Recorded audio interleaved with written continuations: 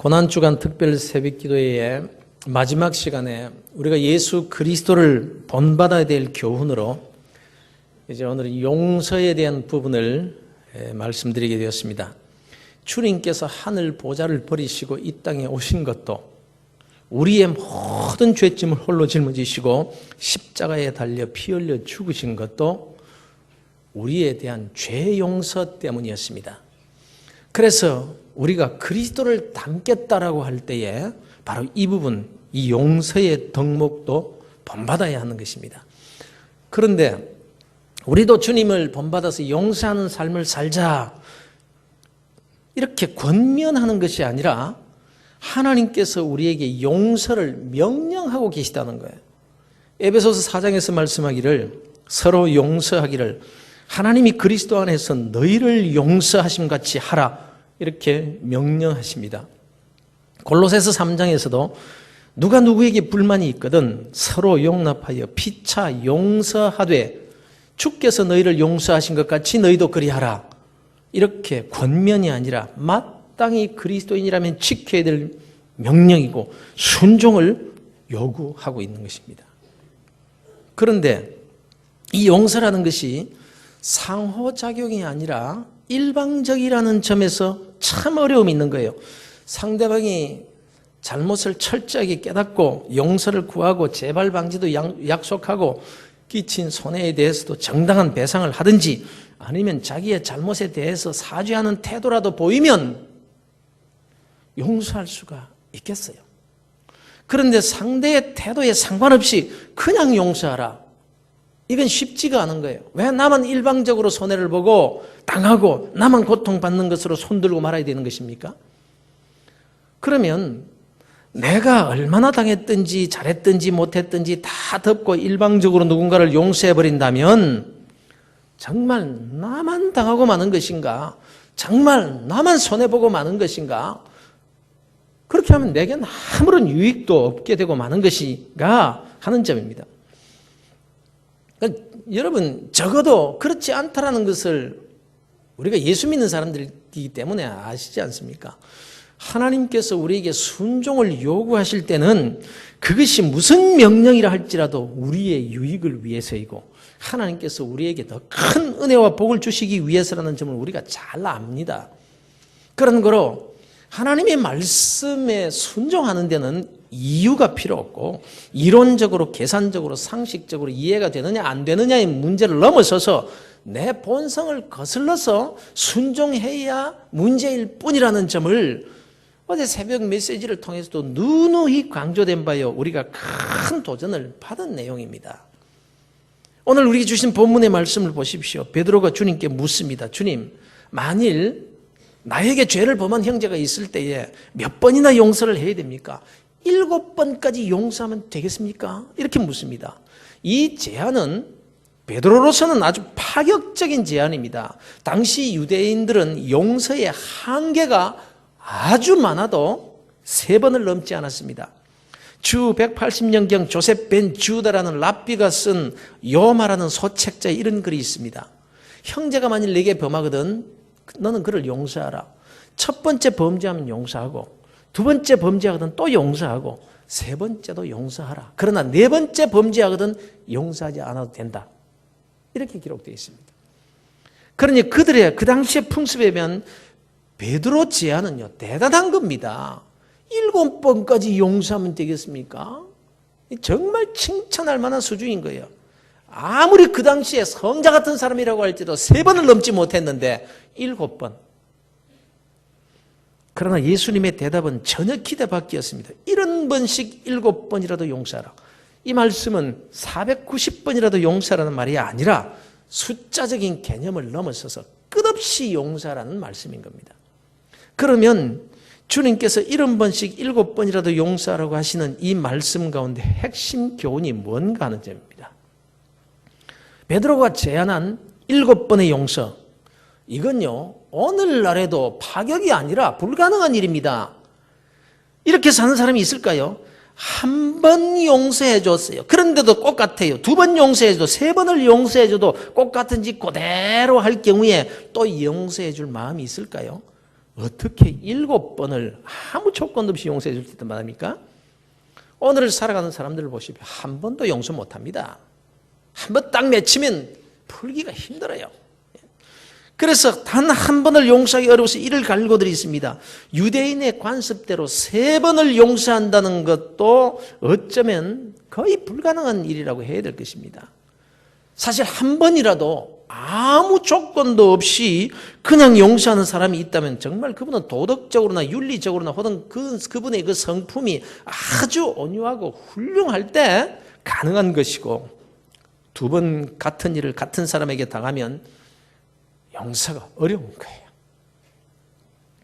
그러면 3번도 힘들고 7번은 거의 불가능한 일을 두고 어떻게 70번씩 7번이라도 무한정의 용서를 우리에게 요구하시는 걸까요?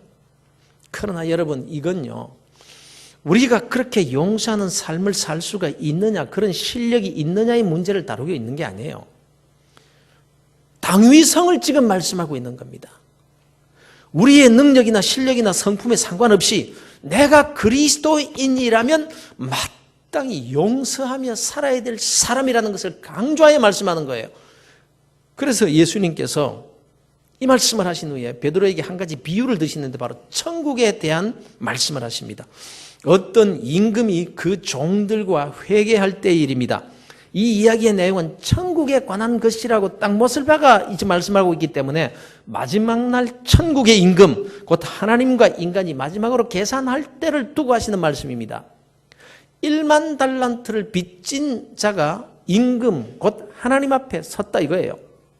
1만 달란트라면 계산할 수 없는 돈을 의미하는 겁니다. 한 달란트는 6천 데나리온쯤 되는데요. 한 데나리온이 1데나리온이 장정 하루 품삯입니다. 요즘 하루 품삯이 얼마입니까? 그냥 계산하기 좋게 하루 품삯을 5만 원이라고 합시다. 그러면 한 달란트만 해도 3억 원입니다. 한 달란트가. 그런데 1만 달란트예요. 3억 원에 만을 곱하면 얼마라는 말입니까? 3천억이면 3천억. 이런 빚을 진 종이 갚을 능력이 있겠습니까? 자기를 판들, 아내를 판들, 자식을 판들 갚을 수 있나요? 3,000년을 두고 갚아도 못 갚을 겁니다.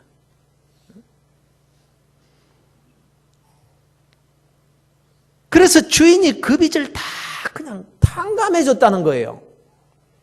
천국이 이런 곳이다. 이거예요. 우리가 받은 구원이, 내가 하나님으로부터 탕감받은 용서함이, 우리가 천국 백성 된 것이 이렇게 얻게 된 것이다 이겁니다. 우리가 하나님으로부터 받은 용서의 은혜를 설명할 길이 없어서, 얼마나 우리가 하나님께로부터 받은 은혜가 얼마나 큰 것인가, 하나님의 사랑이, 하나님의 그 자비하심이 얼마나 큰 것인가 설명할 길이 없어서, 그래서 지난 3일 밤에 제가 있을 수 없는 하나님의 은혜를 설명하면서 경찰 얘기를 했어요. 제가 교통위반을 했는데 경찰이 자비를 베풀어 가지고 봐줄 뿐만 아니라 에스코트도 해주고 용돈도 주고 그랬다. 이 설교를 하고 나니까 어떤 사람이 그러더래. 우리 목사님이 진짜 그런 부도덕한 일을 했나 그러더래. 픽션입니다. 픽션. 세상에 이런 경찰이 어디 있어요? 교통위반한 사람에게 무슨 에스코트를 해주고 돈 주는 경찰이 어디 있어요? 픽션이에요. 있을 수 없는 그런 자비, 도무지 인간 세계에서도 이해가 안 되는 그런, 있을 수 없는 그런 일보다도 훨씬 더 있을 수 없고 이해할 수 없고 도무지 가능성이 없는 그런 사랑을 우리가 받았다는 설명을 해보려는 거예요. 지금 주님께서도 그 설명하고 계신 거예요. 아이고 정말 목회하기 힘들어요. 설교하기 너무 힘들어요.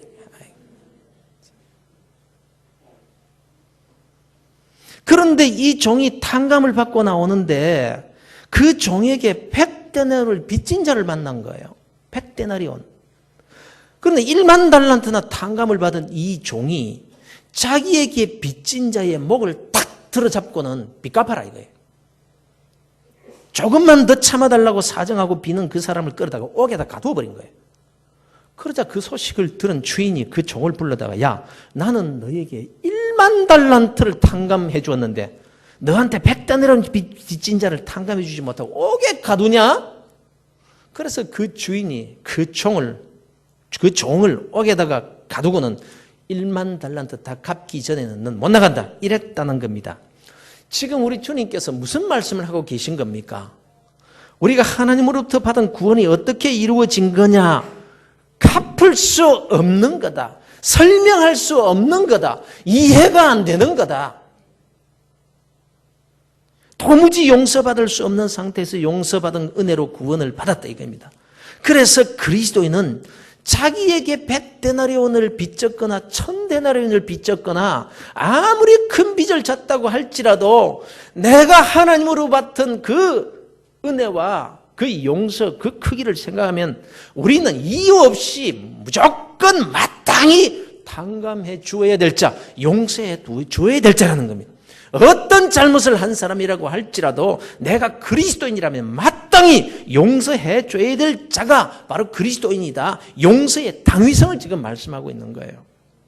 그렇게 용서하는 삶을 살 실력이 되느냐 아니냐를 말씀하고 있는 거 아니에요. 70번씩 7번 용서하는 사람이 없는 줄 주님께서 아십니다. 7번이라도 용서할 사람이 세상에 없다는 거 주님께서 너무나 잘 알고 계십니다. 그러나 우리가 실력이 되건 안 되건 내게 잘못한 사람이 누구이든지 간에 우리는 그를 마땅히 용서해 줘야 할 신분이 되어 있다 이 말씀입니다. 그렇게 사느냐 못 사느냐는 둘째예요. 당연히 그렇게 살아야 될 당위성을 지금 말씀하고 있는 거예요. 네가 그리스도인이라면, 네가 하나님으로부터 그런 용서를 받았다면 너는 마땅히 용서하며 살아야 된다. 그 말씀을 강조하고 있는 거예요. 그러니까 이 비유의 말씀을 하시는 이유는 우리에게 이런 용서를 하라고 하시는 것이 첫 번째 목적이 아닌 거예요. 우리가 그렇게 살도록 노력해야 되지만 이 말씀 속에서 주님께서 강조하시는 핵심 메시지는 하나님께서 나를 어떻게 용서하셨느냐 이 점을 말씀하고 계신 겁니다. 너희들이 이렇게 용서를 받았으니 너희도 그렇게 용서하라는 쪽의 강조가 아니라 하나님이 너를 이렇게 용서하셨다는 것을 가르쳐 주시는 데 1차적인 목적이 있는 거예요. 그래서 우리가 하나님께 어떻게 용서함 받았는지를 모르는 사람처럼 남을 용서하지 못하고 사는 자들에게 이렇게까지 말씀하고 계십니다. 너희가 사람의 잘못을 용서하면 너희 하늘 아버지께서도 너희 잘못을 용서하시려니와 너희가 사람의 잘못을 용서하지 아니하면 너희 아버지께서도 너희 잘못을 용서하지 아니하시리라. 너희가 각각 마음으로부터 형제를 용서하지 아니하면 나의 하늘 아버지께서도 너희에게 이와 같이 하시리라. 이 말씀은 구원에 관한 말씀이 아니에요. 일방적으로 우리의 모든 죄를 용서하시고 천국 백성 삼아 주셨어요. 그런데 천국 백성이 되어서 이 땅에 살아갈 때에 너희들이 이렇게 용서하지 못하는 그런 삶을 살면 하나님께로도 어떤 용서를 받고 어떤 은혜를 받았는지를 까마득하게 잊어버리고 그렇게 살면 나도 싫다 이거예요. 하나님께서 너희들이 잘못 한두 가지 하느냐? 그때마다 내가 내 자식이니까 땅땅 때려서 그렇게 징계하면 되겠냐? 구원을 취소하시겠다는 말씀입니까? 하나님의 마음을 알아야 된다는 뜻입니다. 그러니까 이 말씀을 역으로 보면 우리 하나님 앞에 시시때로 잘못한 일이 얼마나 많습니까? 불순종의 죄가 한두 가지가 아닌 거예요. 그런데 그때마다 하나님께서 용서해 주지 않고 그냥 딱딱 매를 때리신다면 우리가 어떻게 되겠습니까? 그런데 우리가 부족하지만 참 용서하기가 쉽지 않은 성품이지만 하나님의 은혜를 알고 내가 누군가를 억지로라도 정말 이를 악물고 용서해 준다면 내가 너의 잘못도 용서하리라.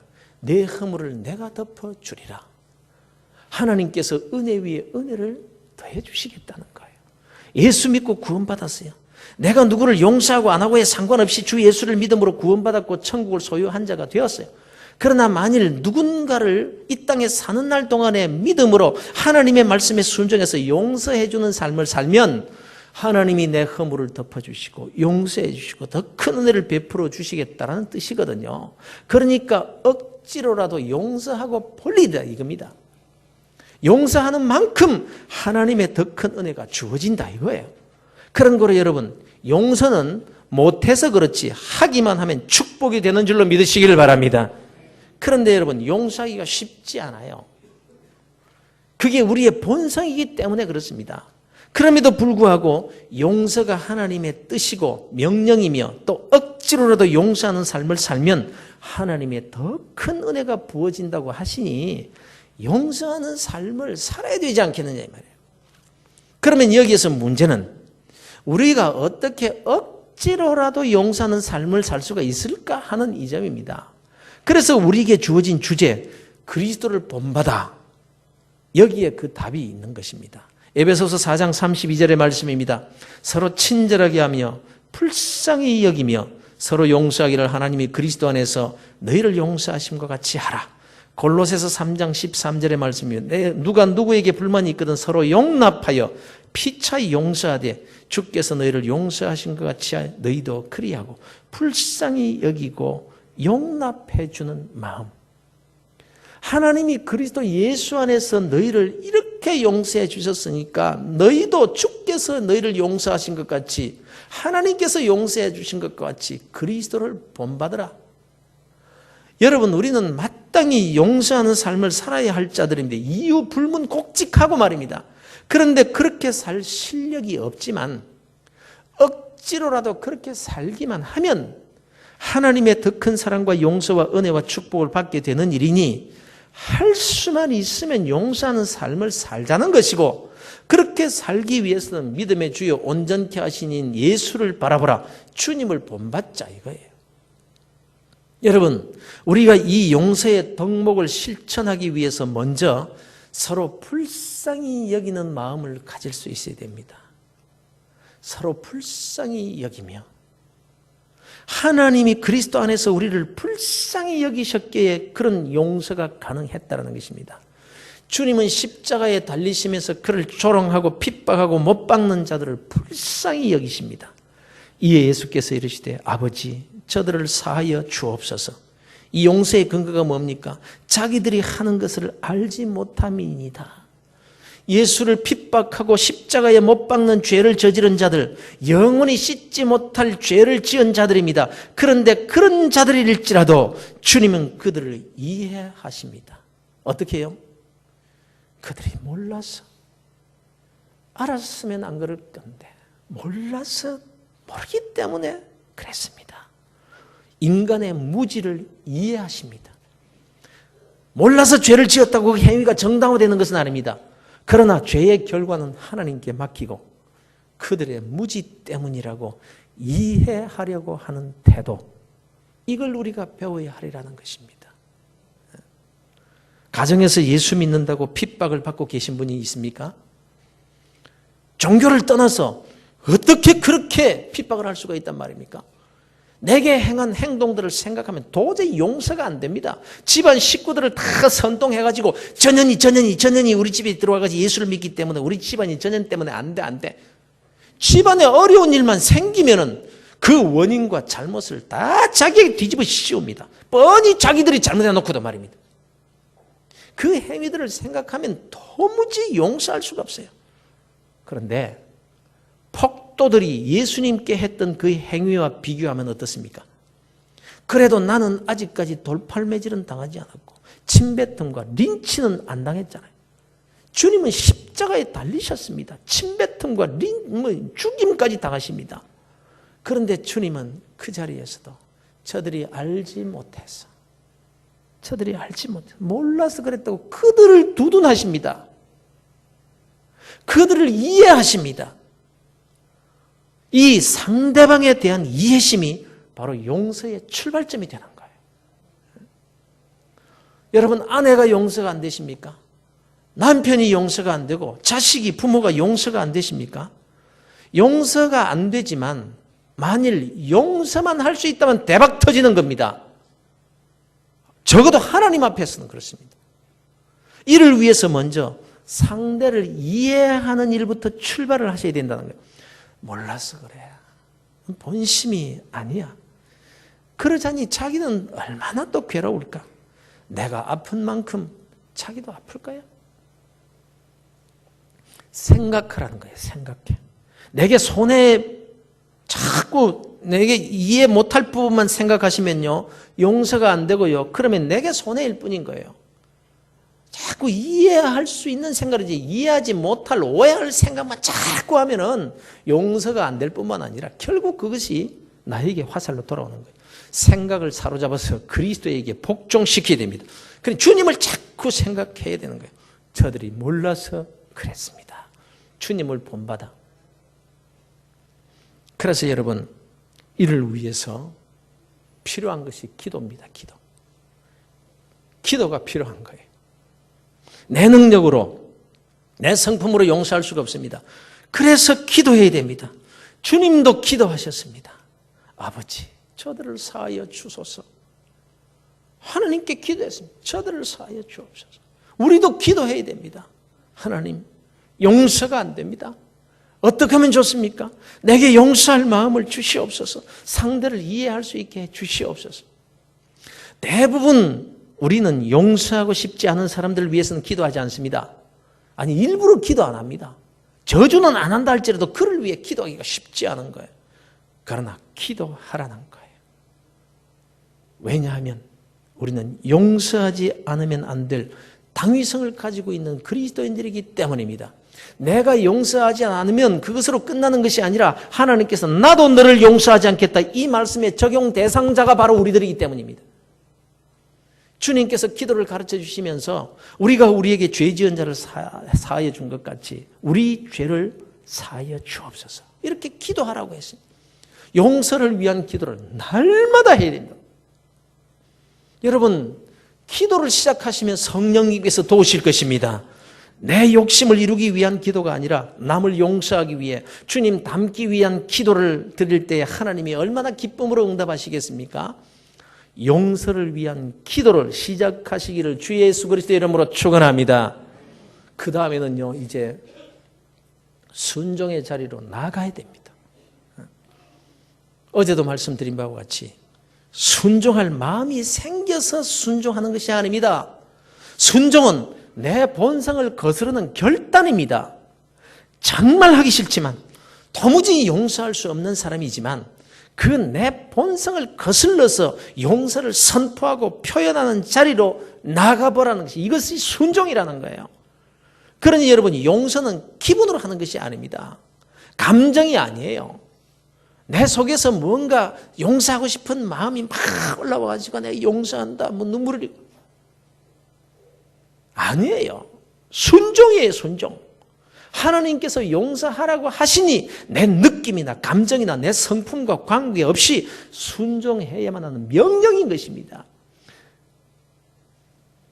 그런데 지옥과 같은 기분이지만 억지로 순종하여 용서의 자리로 나아가면 거기에서 놀라운 역사가 일어나게 된다는 것입니다. 왜냐하면 성령께서 역사하시기 때문입니다. 용서하지 못하는 마음을 가리켜서 쓴뿌리를 가졌다, 이렇게 말합니다. 이 쓴뿌리를 가지고 사는 한 인생이 행복할 수 없습니다. 여러분, 그걸 찾아보세요. 누군가를 미워하고 용서하지 못하는 사람이 나도 모르는 내 마음속에 깊이 자리 잡아서 그것이 쓴뿌리가 되어 있으면 인생이 행복할 수가 없습니다. 남이 볼 때도 전혀 문제가 없고 스스로 생각해도 부족함이 없는 가정임이 분명한데 기쁘지가 않습니다. 내 속에서부터 기쁘지가 않아요. 쓴뿌리가 기쁨을 막고 있는 거예요. 마음에 여유가 없습니다. 남편에게, 아내에게 소리를 지르고 이것 때문이다 저것 때문이라고 하지만 그건 표면적인 것일 뿐 자기도 모르는 쓴뿌리가 자기를 사로잡고 있기 때문에 그 원인은 속에 있는 쓴뿌리더라는 것입니다. 그래서 세상에서도 뭐 심리 상담자들이 뭐 어떻게 하면 되죠? 최면을 걸어가지고 그 사람이 어릴 때 가졌던 자기도 모르고 있는 그 상처, 가까운 집안 어른이나 친척에게 당한 일들 때문에 생겨있는 그 쓴뿌리를 찾아내는 일들을 합니다. 그러나 그 쓴뿌리를 찾아낸다고 없앨 수 있습니까? 어떻게 없앱니까? 도무지 용서할 수 없는데 어떻게 용서하고 쓴뿌리를 제거한단 말입니까?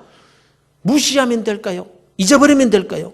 어릴 때 일이라 까마득하게 자기도 잊어버리고 있는 줄 알았는데 쓴뿌리가 되어서 자기 소리가 자리를 잡고 있는데 어떻게 없애요? 그렇게 없앨 수 있으면 문제도 안 되죠. 심리치료사가 어떻게 그 쓴뿌리를 제거할 수 있겠느냐 말씀입니다. 오직 하나님의 말씀에 순종하는 것만이 쓴 뿌리를 제거할 수 있는 길임을 믿으시기를 바랍니다. 순종에는요, 본성을 거스르는 결단이 필요하다고 했습니다. 내 마음으로는 도무지 용서를 말할 수도 선포할 수도 표현할 수도 없을 그때에 기도하시니 하나님 도와주옵소서. 그리고는 죽으면 죽으리라는 에스더의 태도로 용서를 선포하고 표현하고 손을 잡아야 된다는 것입니다. 여러분이 잘 아시는 코리 텐붐 여사에 관한 이야기를 아실 겁니다. 언니의 목숨을 빼앗고 자신을 수용소에서 그렇게도 학대했던 철천지 원수, 생각만 해도 온몸이 떨리는 수용소 간수를 만납니다. 부흥사니까 복음을 전한 후에 이제 부흥 강사에게 축복을 받으려고 쭉 줄을 서서 자기와 포옹해서 축복받으려고 저만큼 줄을 서서 다가오는 사람을 보니까 바로 그 원수입니다. 치가 떨립니다. 가슴이 떨리기 시작합니다. 도저히 그를 안고는 축복해 줄 수가 없었습니다. 그 순간 코리 텐붐 여사는 기도합니다. 어떻게 기도합니까? 하나님, 저 사람만은 용서할 수 없어요. 절대로 저 사람만은 난 용서할 수 없어요. 이것이 그의 기도였습니다. 하나님, 저 사람을 용서할 수 있게 해주세요. 용서할 마음을 주세요. 이런 거룩하고 고상한 기도가 아니었습니다. 그냥 하나님께 자기 마음이 있는 그대로 하나님, 나는 저 사람 용서 못해요. 용서 못해요. 그런데 그렇게 기도도 아닌 기도 같은 기도를 했더니 하나님께서 그 순간 코리 여사에게 이렇게 말씀하시더라고요. 나는 내게 용서할 마음이 있느냐고 묻는 것이 아니라 용서하라는 내 명령에 순종하겠느냐를 묻는 거다. 이 말씀이 딱 귀에 들리더라고요. 드디어 그 간수가 눈앞에 왔습니다. 마치 더러운 나 환자를 끌어안듯이 의지적으로 순종을 결단하고 두 팔을 벌려서 그를 끌어안자 바로 그 순간 하나님께서 그를 진정으로 용서할 마음을 폭포수같이 쏟아부어 주시더라는 것입니다. 그를 안고서는 눈물이 펑펑 쏟아지는데 정말로 진심으로 자기가 그를 용서하고 있다는 것을 알게 되더라는 거예요. 자기 자신도 정말 그를 그렇게 용서할 줄 몰랐다는 거예요. 기도하셔야 돼요. 기도하셔야 돼요. 그리고 순종하셔야 돼요. 은퇴하신 이동원 목사님이 책을 한 권 읽고 감동을 받은 내용을 소개하셨는데 정회성 씨가 쓴 아버지 이제는 사랑한다고 말할 수 있어요 라는 책입니다. 이분은 두란노 아버지 학교 가정회복사역 팀장이었는데 이 책에 나오는 내용을 이렇게 소개했습니다.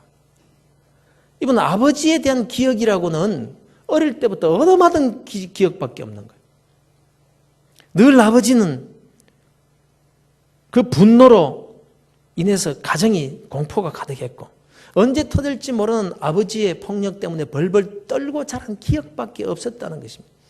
그래서 장성하여 어른이 되었지만 아버지 하면 폭력과 공포와 두려움밖에 생각나지 않는 그런 사람이 자기 아버지였다.